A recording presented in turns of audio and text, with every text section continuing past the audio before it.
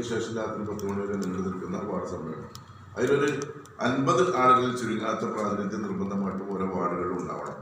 Ward സമ്മേളനം നടക്കുന്ന ദിവസം എവിടെയാണോ സമ്മേളനം ഉള്ളത് അവിടെ അതിൻ്റെ പരിസരം പതാകകൾ സ്ഥാപിക്കണം. അതേപോലെ ഒരു ബാനർ വേണം, ചെറിയ മൈക്ക് സെറ്റ് വേണം, അതുപോലെ വരുന്ന ആളുകൾക്ക് ചെറിയ തോതിലുള്ളൊരു ഭക്ഷണം വേണം. ഈ രൂപത്തിലാണ് നമ്മൾ പറഞ്ഞിട്ടുള്ളത്. അപ്പോൾ അതനുസരിച്ച് കാര്യങ്ങളൊക്കെ അതിൻ്റെതായ രൂപത്തിൽ നടക്കുന്നുണ്ട്. പിന്നെ 26-ാം തീയതി തൊട്ട് 5-ാം തീയതി വരെ നമ്മൾ പഞ്ചായത്ത് സമ്മേളനങ്ങൾക്കാണ് സമയം കൊടുത്തിരുന്നത്. ഈ ഡേറ്റ് മാറിയതുകൊണ്ട് 30-ാം തീയതി വരെ വാർഡ് സമ്മേളനങ്ങൾക്ക് വേണമെന്നതുകൊണ്ട് 30-ാം തീയതിക്ക് ശേഷം 1-ാം തീയതി മുതലേ അതിന് സമയം കിട്ടുള്ളൂ. അതിനിടയിൽ നമ്മൾ മണ്ഡലം കമ്മിറ്റി തീരുമാനിച്ചത് 12-ാം തീയതി തൊട്ട് 10-ാം തീയതി തൊട്ടിട്ടാണ് നേരത്തെ നമ്മൾ പദയാത്ര തീരുമാനിച്ചിരുന്നത്. 15-ാം തീയതി മെയ് മാസം 15-ാം തീയതി നമ്മൾ ദേശീയ കൗൺസിൽ ചെന്നൈയിൽ നടക്കണം.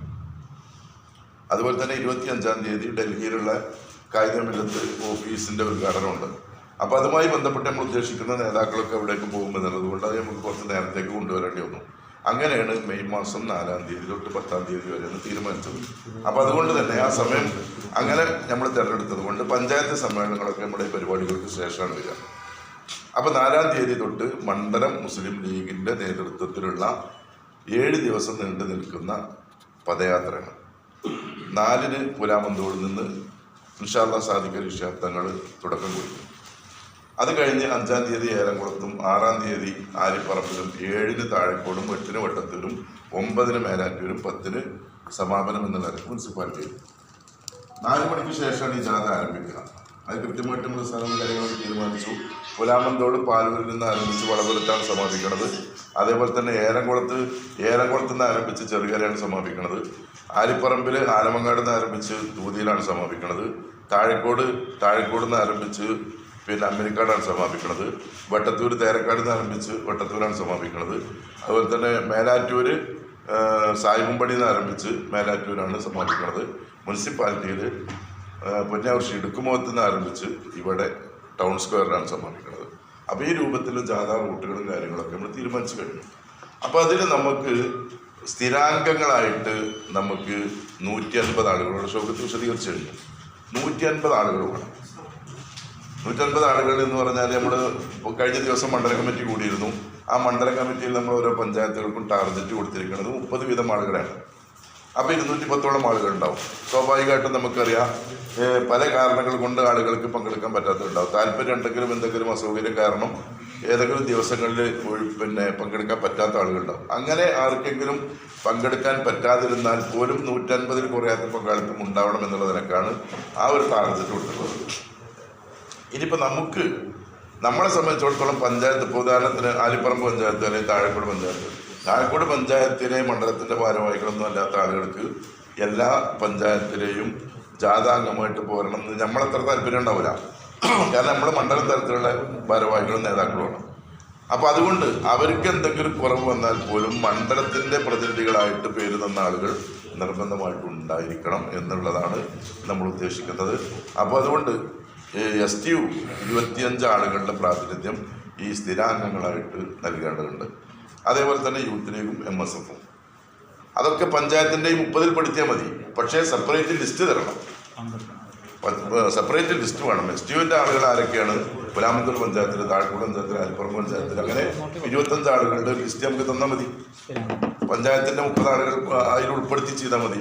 പക്ഷേ നമുക്ക് ആ ലിസ്റ്റ് തരുമ്പോൾ അവരുടെ പ്രാതിനിധ്യം നിങ്ങൾക്ക് നേരിട്ട് ഫോളോ ചെയ്തുകൊണ്ട് ഉറപ്പുവരുത്താൻ സാധിക്കും. അപ്പോൾ ആ നിലക്കാണ് നമ്മൾ ഉദ്ദേശിക്കുന്നത്. അപ്പോൾ അതിൻ്റെ ഗൗരവം നമ്മൾ പറഞ്ഞ് ബോധ്യപ്പെടുത്തണം. ഇപ്പോൾ ഇവിടെ സൂചിപ്പിച്ചല്ലോ, ഇലക്ഷൻ വരാൻ പോവാണ്. ഇപ്പോൾ ഇന്നത്തെ പത്രങ്ങൾ കണ്ടു, ഡിസംബർ അവസാന വാരത്തിൽ പഞ്ചായത്ത് ഇലക്ഷൻ വരികയാണ്. അടുത്ത മാസം ലാസ്റ്റോട് കൂടി ഫൈനൽ വാർഡിൻ്റെ പട്ടിക വരികയാണ്. അപ്പോൾ ഈ പട്ടിക വന്നു കഴിഞ്ഞാൽ ഉടനെ വോട്ടർ പട്ടിക ആ രൂപത്തിലേക്ക് തിരിക്കും. വോട്ടർ പട്ടികയിൽ പേര് ചേർക്കണം, മറ്റുള്ള കാര്യങ്ങളൊക്കെ ഉണ്ട്. പക്ഷെ നമ്മളെ സംബന്ധിച്ചിടത്തോളം ഒരു പൊതുപരിപാടി എന്നുള്ള നിലക്ക് ഇനി നമുക്ക് നടത്താൻ കിട്ടുന്ന അവസരം എന്ന് പറഞ്ഞാൽ ഇന്നിപ്പോൾ 22-ആയി. മെയ് മാസം ഒരു 30-ാം തീയതിയോട് കൂടി 40 ദിവസത്തിനുള്ളിൽ നമുക്ക് ഈ വേനൽക്കാലം അവസാനിക്കും. പിന്നെ മഴക്കാലമാണ്. ഈ 40 ദിവസത്തിൻ്റെ ഉള്ളിലാണ് നമ്മൾ ഈ പരിപാടികളൊക്കെ പ്ലാൻ ചെയ്തിട്ടുള്ളത്.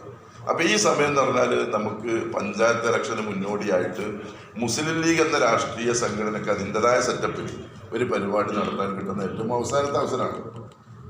അത് കഴിഞ്ഞാൽ മഴക്കാലത്ത് വാർഡ് അടിസ്ഥാനത്തിലോ മറ്റൊന്നും നമുക്ക് പരിപാടി നടത്താൻ കഴിയില്ല. പക്ഷെ അത് കഴിഞ്ഞ് പിന്നെ മഴക്കാലൊക്കെ ഒന്ന് പുറകോട്ട് പോയി ഡിസംബറിന്റെ മുമ്പ് ഒരു ഒക്ടോബർ നവംബറിലേക്കൊക്കെ എത്തുമ്പോൾ കുറച്ച് മഴ പോയിട്ടുണ്ടാവും. പക്ഷെ അപ്പോഴൊക്കെ UDF സംവിധാനം വന്നിട്ടുണ്ടാവും. അപ്പം നമുക്ക് ലീഗ് അഡ്രസ്സിൽ പ്രത്യേക പരിപാടികൾ നടത്താൻ കഴിയില്ല. അപ്പോൾ അതുകൊണ്ട് മുസ്ലിം ലീഗ് എന്ന നിലക്ക് നമുക്ക് കിട്ടുന്ന ഏറ്റവും അവസാനത്തെ അവസരം ഉപയോഗപ്പെടുത്തി നമ്മുടെ വാർഡുകളിലും അതേപോലെ തന്നെ പോഷകഘടകം ഇപ്പോൾ യൂത്ത് ലീഗിൻ്റെ മെമ്പർഷിപ്പിൻ്റെ സമ്മേളനം ഇപ്പോൾ മെയ് 1 മുതൽ അപ്പോൾ അതുമായി ബന്ധപ്പെട്ട പ്രവർത്തനങ്ങളുണ്ടാകും. പക്ഷെ നമുക്ക് ഈ ഒരു സംവിധാനം, ഈ ഒരു ജാഥയുമായി ബന്ധപ്പെട്ട് നമുക്ക് എല്ലാ പോഷകഘടകങ്ങളെയും ചലിപ്പിക്കാൻ പറ്റും. എല്ലായിടത്തും നമുക്ക് പ്രത്യേക പരിപാടികൾ വെക്കാൻ പറ്റും. ആ പരിപാടികൾ വെച്ചുകൊണ്ട് നിങ്ങളിതുമായി ബന്ധപ്പെട്ടിട്ടെല്ലാം പിന്നെ മറ്റേ പഞ്ചായത്തുകളിലും പ്രത്യേകം മീറ്റിംഗ് വിളിക്കണം. ആ പഞ്ചായത്ത് മീറ്റിംഗ് വിളിച്ചുകൊണ്ട് അവിടുത്തെ പ്രാതിനിധ്യം ഉറപ്പുവരുത്തണം. ഇതുമായി ബന്ധപ്പെട്ടിട്ട് നമ്മളൊരു വലിയൊരു പിന്നെ പരിപാടി തന്നെയാണ്. ഇതോടുകൂടി നമുക്ക് പഞ്ചായത്ത് ഇലക്ഷന് നമ്മളെ ആളുകളെ സജ്ജമാക്കുക എന്നുള്ള പണി നമുക്ക് പൂർത്തീകരിക്കാൻ സാധിക്കണം. ഇൻഡോർ പരിപാടികളൊക്കെ നമുക്ക് പഞ്ചായത്ത് അടിസ്ഥാനത്തിലും മണ്ഡലാടിസ്ഥാനത്തിലൊക്കെ നോമ്പുകാലത്ത് മഴക്കാലത്ത് നടക്കും. ഇവിടെ നമുക്കൊരു മീറ്റിംഗ് ഇതുവരെ വിളിച്ചു വിട്ടാൻ പ്രയാസമില്ലല്ലോ, പഞ്ചായത്തിൽ നടത്താൻ പ്രയാസമില്ല. പക്ഷേ അത് താഴെത്തട്ടിലേക്ക് ഒരു പ്രകടന രൂപത്തിലോ പൊതുയോഗ രൂപത്തിലോ വാർഡ് സമ്മേളന രൂപത്തിലോ നമുക്ക് ആ സമയത്ത് നടത്തിയാൽ തന്നെ ആളുകളെ കിട്ടൂല. അപ്പോൾ അതുകൊണ്ട് ഇതിൻ്റെ ഒരു സീരിയസ്നെസ് മനസ്സിലാക്കിക്കൊണ്ട് നമ്മൾ ഈ ഒരു സമയം കൃത്യമായിട്ട് ഉപയോഗപ്പെടുത്തണം എന്നാണ് പറയാനുള്ളത്. അതോടൊപ്പം തന്നെ ഈ പഞ്ചായത്ത് ഇലക്ഷൻ എന്ന് പറഞ്ഞപ്പോൾ നമുക്കറിയാം, നമ്മളെ മണ്ഡലത്തിൽ ഇപ്പം നമുക്ക് നമ്മളത് എന്ന് പറയാവുന്ന ഏക പഞ്ചായത്ത് വെട്ടത്തൂർ മാത്രമാണ്. കഴിഞ്ഞ ഇലക്ഷനിലൊക്കെ 2010 2015 2020 എങ്ങനെയാണോ പഞ്ചായത്തുകളുടെ സ്ഥിതിഗതികൾ വന്നത്, പഞ്ചായത്ത് അടിസ്ഥാനത്തിൽ മൊത്തത്തിൽ മണ്ഡലത്തിൽ കിട്ടിയ ഭൂരിപക്ഷം എത്രയാണോ അതിനനുസരിച്ചാണ് നിയോജക മണ്ഡലത്തിലുള്ള അസംബ്ലി തെരഞ്ഞെടുപ്പുമായി ബന്ധപ്പെട്ട റിസൾട്ടും വന്നിട്ടുള്ളത്. 2010 വലിയ രൂപത്തിൽ നമുക്ക് കുറേ പഞ്ചായത്തുകൾ കിട്ടി, നല്ല ഭൂരിപക്ഷവും കാര്യങ്ങളൊക്കെ ഉണ്ടായി. അതിനുശേഷം 2015 അലി സാഹിബ് ഇവിടെ മത്സരിക്കാൻ വന്നപ്പോഴും 9,000 വോട്ടിൻ്റെ ഭൂരിപക്ഷം നമുക്ക് അലി സാഹിബിന് ആദ്യത്തെ ഘട്ടത്തിലുണ്ടായി. എന്നാൽ അതേ സമയത്ത് 2015 പോയപ്പോൾ നമുക്ക് ആ ഒരു ഭൂരിപക്ഷം കുറഞ്ഞ് ഏകദേശം ഒരു 500-ന്റെ താഴെയുള്ള ഭൂരിപക്ഷത്തിലേക്ക് വന്നു. അത് അസംബ്ലിയിലും അതേപോലെ തന്നെ പ്രതിഫലിച്ചു. 500 വോട്ടുകൾക്ക് മാത്രമായിട്ട് അലി സാഹിബിൻ്റെ ഭൂരിപക്ഷം കുറഞ്ഞു. പിന്നെ നമുക്ക് 2020 പഞ്ചായത്ത് തെരഞ്ഞെടുപ്പ് പോയപ്പോൾ ഒപ്പത്തിനൊപ്പം എന്ന നിലക്ക് വന്നു. 20 വോട്ടിൻ്റെ വ്യത്യാസമേ ഉണ്ടായിട്ടുള്ളൂ. അത് നജീബ് സാഹിബിൻ്റെ ഇലക്ഷനിൽ 38 വോട്ടായിട്ട് പോയത്. അപ്പോൾ അസംബ്ലി തെരഞ്ഞെടുപ്പ് അതിന് മുമ്പ് നടക്കുന്ന പഞ്ചായത്ത് തെരഞ്ഞെടുപ്പുകളുടെ അവസ്ഥക്കനുസരിച്ച് തന്നെയാണ് കഴിഞ്ഞ